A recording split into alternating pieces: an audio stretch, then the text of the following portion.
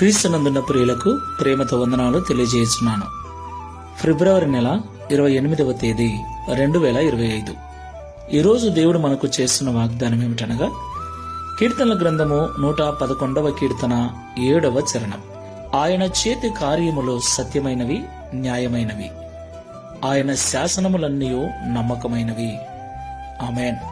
నా ప్రియమైన సహోదరి సహోదరులారా, మనం ఆరాధిస్తున్న దేవుడు సర్వశక్తిమంతుడు. ఆయన న్యాయము తప్పనివాడు, ఎవరికీ అన్యాయము చేయడు, ఎవరిని ఆయన శోధించడు. కాబట్టి లోకంలో జీవిస్తున్న మనమందరము దేవుని యొక్క గుణాతిశయములను సంపూర్ణంగా ఎరిగిన వారమై ఉండాలి. చాలా మంది కష్టం వచ్చినప్పుడు, శోధన వచ్చినప్పుడు, ఇబ్బంది వచ్చినప్పుడు దేవుడే నాకు ఈ బాధలు పెట్టాడు, దేవుడే నాకు ఈ శ్రమను అనుగ్రహించాడు, దేవుడే నాకు ఈ శోధనను అనుగ్రహించాడని చెబుతుంటారు. ప్రియులారా, కీడు విషయమై ఆయన ఎవరిని శోధించడని బైబిల్ సెలవిస్తుంది.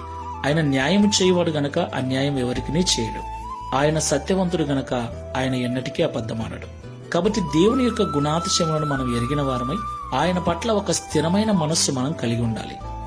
ఆయన మంచివాడు, గొప్పవాడు, సర్వశక్తిమంతుడు, న్యాయమైన వాడు, అబద్ధమాడనివాడు, పరిశుద్ధుడు, పరిపూర్ణుడు. దేవునికి మహిమ కలుగుగాక. ఆయన చేతి కార్యములు ఎప్పుడు కూడా న్యాయమైనవిగా ఉంటాయి, సత్యమైనవిగా ఉంటాయి. కాబట్టి దేవుడు అన్యాయము చేయడు. కాబట్టి దేవుని పట్ల ఒక పరిపూర్ణమైన నిశ్చయమైన నిశ్చయతను కలిగి, ఖచ్చితమైన మనస్తత్వాన్ని కలిగి ప్రభును మనం సేవించాలి. ప్రార్థన చేసుకుందాం. ప్రేమ స్వరూపుడమైన తండ్రి, సత్యవంతుడమైన యేసయ్య, పరిశుద్ధమైన మీ నామమునకు స్తోత్రములు చెల్లిస్తున్నాం.